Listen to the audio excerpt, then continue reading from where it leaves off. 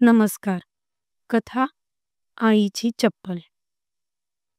एका गरीब गावात रमेश नावाचा मुलगा राहत होता. वडील लहानपणीच गेले. आई शेतावर मजुरी करून त्याला शिकवत होती. रमेश हुशार होता, पण शाळेचा खर्च भागवायला आईला रात्रंदिवस काम करावं लागायचं. एका पावसाळ्याच्या दिवशी रमेशची शाळा सुरू झाली. आईने जुने कपडे धुवून दिले, पण त्याच्याकडे चप्पल मात्र नव्हती.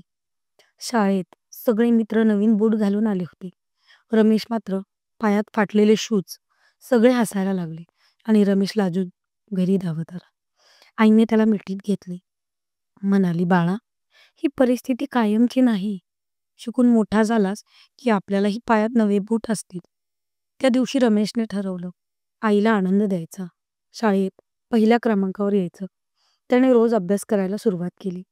रात्री दिवा नसल्याने तो चंद्रप्रकाशात बसून अभ्यास करायचा.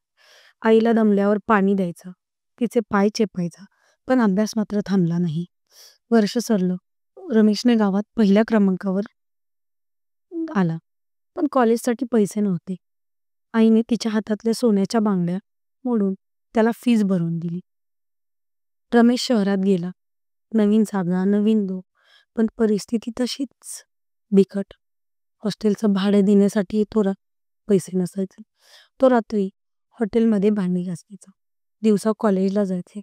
एके दिवशी आई आजारी पडली. रमेश घाईने गावी गेला. डॉक्टर म्हणाले, औषधं महाग आहेत. नाहीतर रमेशने त्याची सायकल विकली. मित्राकडून पैसे उसने घेतले. आईचे उपचार सुरू झाले. ती हळूहळू बरी झाली. पुढे काही महिन्यांनी त्याचं परीक्षेचा निकाल लागला. रमेश राज्यभरात पहिला आला होता. वर्तमानपत्रात त्याचा फोटो आला होता. गावात जल्लोष चालू झाला. सरकारी ऑफिसरची पोस्ट मिळाली. पहिल्या पगारात त्याने आईसाठी सुंदर नवीन चप्पल विकत घेतली. ती चप्पल तिच्या पायात घालून म्हणाला, आई, ही चप्पल फक्त पायासाठी नाही, तर तुझ्या कष्टांचं फळ आहे. आईच्या डोळ्यात आनंद अश्रू आले. तिने रमेशला मिठीत घेतलं. त्या दिवशी तिच्या चेहऱ्यावरचं समाधान सगळ्या जगातल्या सोन्यापेक्षाही मौल्यवान वाटत होतं. या कथेची शिकवण काय?